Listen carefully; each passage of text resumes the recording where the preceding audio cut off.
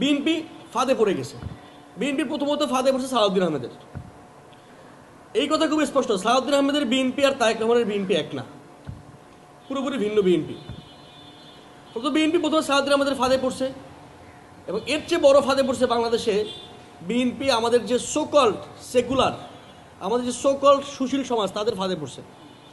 দেখেন, এই সোকল্ড সুশীল সমাজ গত 17 বছর ধরে বিএনপির উপরে যত নির্যাতন হয়েছে, সালাউদ্দিন আহমেদের গুম বলেন, এই সালাউদ্দিন কাদের চৌধুরীর ফাঁসি, হুম্মাম কাদের চৌধুরীর যেই গুম হওয়া, আরও যে তাদের অগণিত নেতাকর্মীদের ডিসঅ্যাপিয়ারেন্স, এক্সট্রাজুডিশিয়াল কিলিং, এই সকল কিছুর পক্ষে মত উৎপাদন করা। কী দিয়ে মত উৎপাদন করা?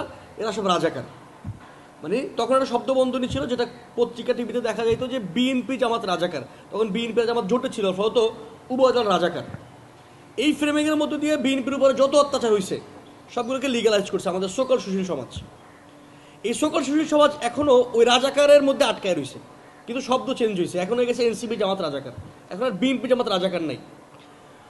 ফলত কী হয়েছে যে এই যে রাজাকার হিসেবে ট্যাগিং করা, এই যে একটা ঐতিহাসিক যে ঘটনা, সেই ঘটনার আসল সত্য নিরূপণ না করে, আসল ঐতিহাসিক ফ্যাক্টকে সামনে না এনে নানা রকমের কামান দাগানো, সে কামান গত 17 বছর বিএনপির উপরে দাগানো হয়েছে।